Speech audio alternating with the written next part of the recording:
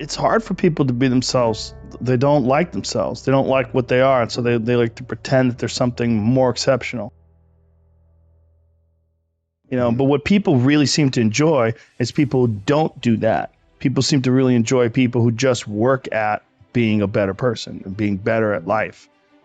You can learn a lot from someone about how much attention they spend on other people's failures, right. How much time they spend pointing out other people's failures, and how little time they spend reflecting on their own. Yeah. I'll be the first guy, you know, if I fuck up, if I get angry at something I shouldn't have got angry with, I pride myself in calling myself out, because a lot of people have a hard time defining themselves. They define themselves by failure because they failed. But I'm like, you're not your failures, you're you.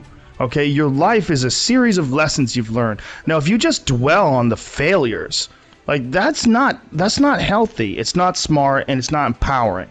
What you got to do is look at those failures and go, well, now you know what not to do. But you're not that. You're you. You know, you could have done the stupidest fucking shit ever, but it's not you. That's not you. You're a different thing. You're the being that's experiencing all these failures. And if you know that they're ups, then you've learned. Okay? If you repeat them over and over again, well, then I can't talk to you. I mean, that's the bright side of tragedy. So when you come through it, you really will have an appreciation for the moments without tragedy. You don't really feel it unless unless life burns you.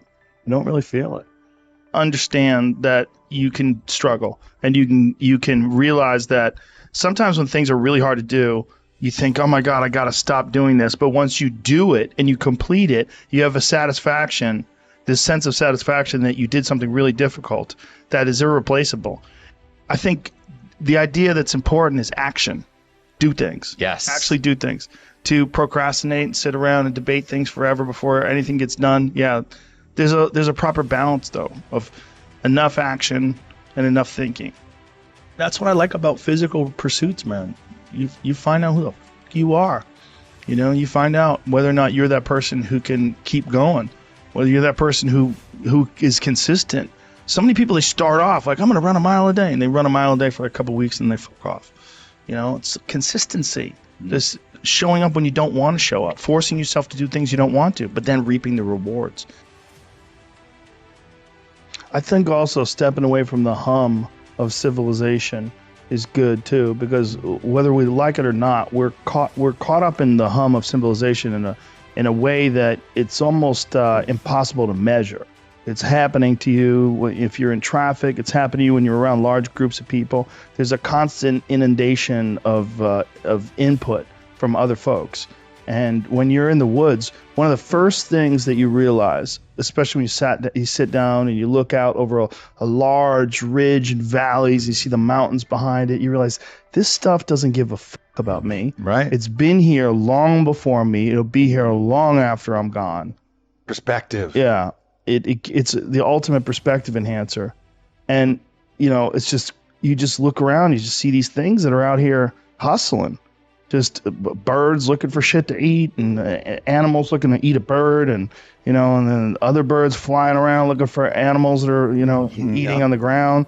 It's crazy. It's something that if you're not accustomed to it, it's not a normal experience for you. When you get out there and you soak it all in, and you are in the forest and you are in nature, it's very humbling, very humbling. It just puts it in perspective. Like, you're just a part of this insanely huge ecosystem. Mm-hmm. And these cities and this this unnatural thing that we've created that we really haven't adjusted to yet. It's not good to spend that much time in that, because also you can get caught up in the way everybody else thinks. And they're not always necessarily thinking in a way that's beneficial for you or for them. I don't think we're programmed to be steady and stable, because I don't think there's never a time in human history where life has been like super peaceful and easygoing. Like, you have these little kind of breaks where no one's coming over the hill with a sword and a fucking gang of barbarians. The orcs, they're not breeding for a little while. So you get a little break, and that's part of what people appreciate about life, is those breaks.